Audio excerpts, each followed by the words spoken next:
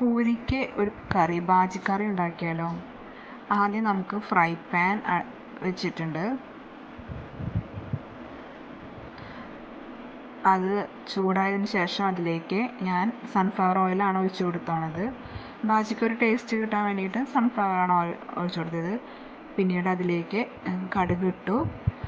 കടുക് പൊട്ടി ഇതാവുമ്പോൾ അത് പുറത്തേക്ക് ആവാതിരിക്കാനാണ് അതൊന്ന് മൂടി വെച്ചത്. അതിനുശേഷം നമുക്ക് ആ മൂടി തുറന്ന് നമുക്കതിലേക്ക് കുറച്ച് ഉഴുന്ന് ഇടാം.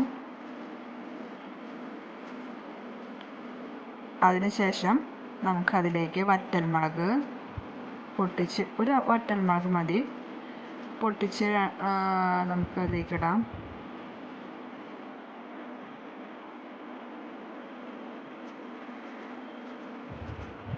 അതിനുശേഷം നമുക്ക് വെളുത്തുള്ളി, ഒരു പച്ചമുളക് അരിഞ്ഞത് അതിലേക്ക് ചേർക്കാം. അതൊന്ന് വഴറ്റിയ ശേഷം വേപ്പിൻ്റെ ഇലയും കൂടി ചേർക്കണം. അത് വഴറ്റിയ ശേഷം നമുക്കൊന്ന് അതിലേക്ക് സവോള അരിഞ്ഞ് വെച്ചു. ഞാനൊരു സവോളയാണ് എടുത്തോണത്. സവോള അരിഞ്ഞ ശേഷം അത് നന്നായി ഒന്ന് വഴറ്റിയെടുക്കുക.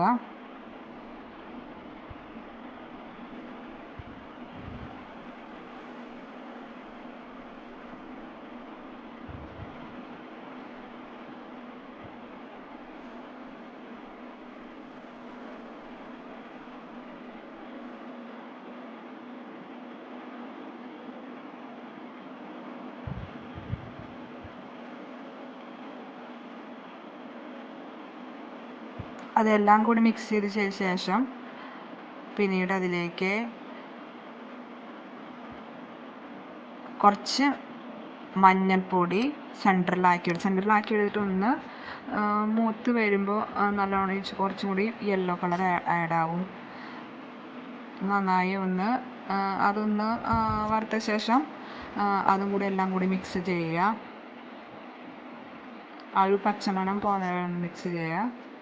അതിനുശേഷം ഞാൻ മുന്നേ തന്നെ ഉരുളൻകിഴങ്ങ് വേവിച്ച് വെച്ചിട്ടുണ്ടായിരുന്നു. ചെറിയ കഷ്ണങ്ങളാക്കിയിട്ട് ഉപ്പ് ഇട്ട് വേവിച്ച് വെച്ചിട്ടുണ്ടായിരുന്നു. അത് അതിലേക്ക് ഇടുക. ഫ്രൈ പാനിലേക്ക് ഇട്ടതിന് ശേഷം എല്ലാം ഇട്ടതിന് ശേഷം അതൊക്കെ ഒന്ന് ഉരുളൻകിഴങ്ങ് ഉടച്ച് ഇടുക. കുറച്ച് കഷ്ണം കടിക്കാവുന്ന രീതിയിലും കുറച്ച് കഷ്ണം ഉടച്ചതിട്ട് കഴിഞ്ഞാൽ ഒന്ന് കുറുകിയ പോലെ വരാൻ വേണ്ടിയിട്ടാണ്. എല്ലാം കൂടി ഒന്ന് ഉടച്ചിടുക.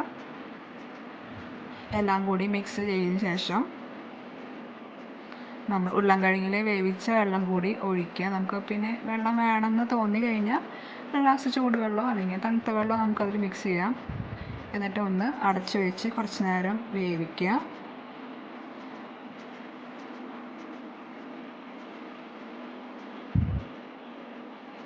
അതിനുശേഷം നമുക്ക് കുറച്ച് മല്ലിയില ഇടാം.